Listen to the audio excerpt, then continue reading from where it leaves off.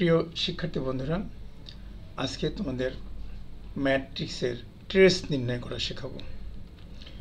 এখানে আমাদের পি একটা ম্যাট্রিক্স এবং কিউ আরেকটা ম্যাট্রিক্স দেওয়া আছে। আমাদেরকে বলা হচ্ছে পি প্লাস কিউ এর ট্রেস নির্ণয় করো। তাহলে প্রথমে আমাদের লিখে নিতে হবে, দেওয়া আছে লিখে নেওয়ার পরে আমরা লিখলাম পি ম্যাট্রিক্স।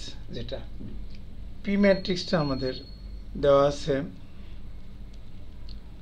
4 0 6 -1 7 -2 3 5 2।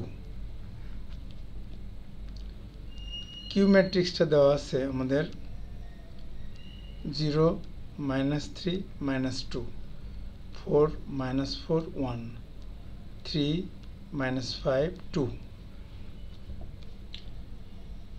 এখন আমরা এটার যোগফল নির্ণয় করি। সুতরাং P plus Q equal to P এবং কিউ ম্যাট্রিক্স দুটো পাশাপাশি লিখে নিই। 4 0 6 -1 7 -2 3 5 2 প্লাস 0 -3 -2 4 -4 1 3 -5 2। এখন এটাকে আমরা সিমিলার এন্ট্রিগুলোর সাথে যোগ করি।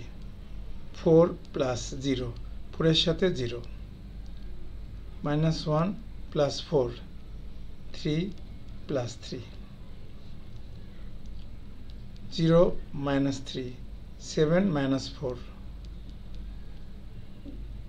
5 -5 6 -2 -2 plus 1 2 plus 2।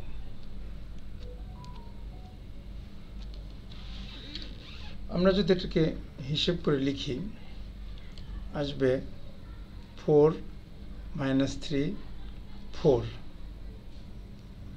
3 3 -1 6 -2 4।